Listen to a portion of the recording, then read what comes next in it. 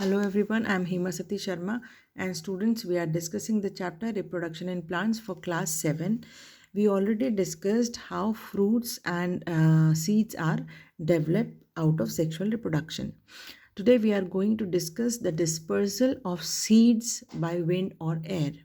So the seed which are very light and have wing or hair-like structure on them are easily carried away by the blowing wind.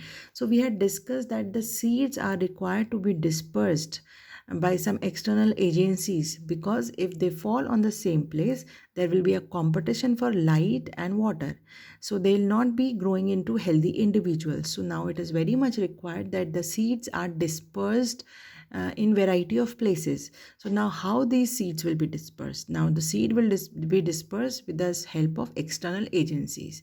The first external agency is wind or air. So if you want anything to be transferred by wind, it should be light.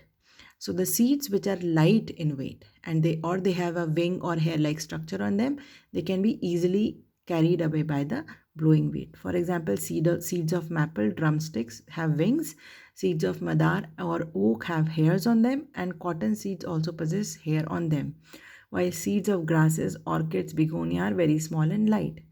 So because of these reasons, either they have wings or they have hairs or they are very small and light, they can be easily carried away by wind and dispersed to the variety of natural habitat. So here you can see this is dandelion, this have feather like structure, this have wing like structure, these are light in weight, etc. Now we'll be discussing dispersal of seeds and fruits by water. So if you want to disperse anything by water, the seed should float, right? So if the seed is heavy and it will not float, it will sink, and if it will sink, it will not be able to reach the soil and germinate. So the seed of some plants which have outer fibrous or spongy covering, like we have in coconut, these can be dispersed through water because they can float in the water. So along with the flow of water, they can flow, like seeds of water lily, lotus, chestnut and coconut are dispersed through water. So here you can see there are two type of these two seeds can be dispersed through water. Now we'll see dispersal by birds. So birds eat fruits and they eat fruits along with the seeds. Now these seeds have hard outer covering, and therefore these seeds cannot be digested and they come out with the bird's feces. And bird eat fruit at one place and it defecate at another place.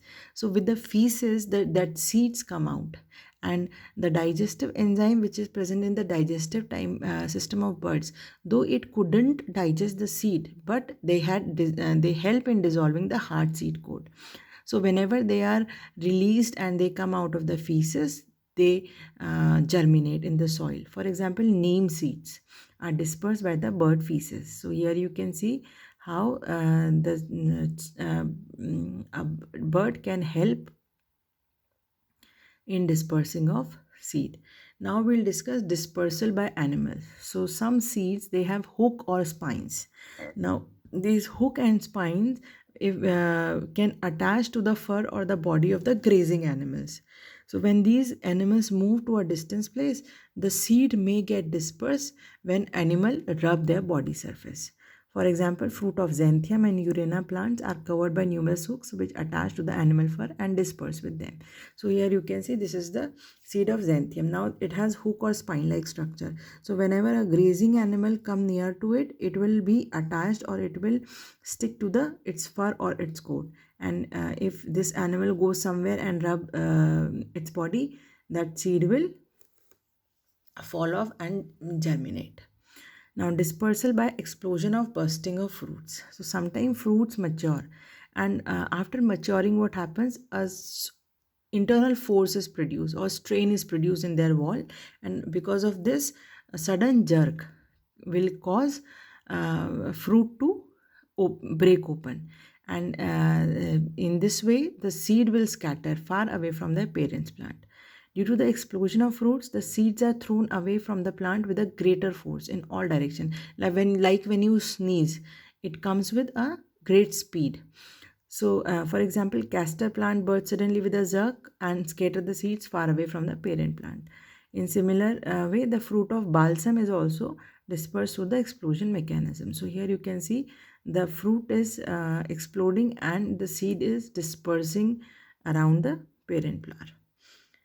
So now we'll discuss what are the benefits of the seed dispersal. So what will happen? The seed dispersal will avoid overcrowding of young plants around their parent plant. So what will happen? The diversity will increase. So if the plant is dispersed in a variety of habitat, so diversity will increase and the survival will be more. And the benefit of seed dispersal also help in preventing competition between the plants and its own seedlings for sunlight and water and minerals. So as we discussed earlier also, if the seed will fall at the same place, so what will happen? There will be overcrowding and there will be competition for sunlight and water minerals, and they will not be able to grow into healthy individuals. So this, as I was discussing, the one of the benefits of seed dispersal is that since seed is dispersed into variety of habitats, so wider distribution is there and better chances of survival are there. In our next lecture, we'll be discussing about germination of seed. Thank you.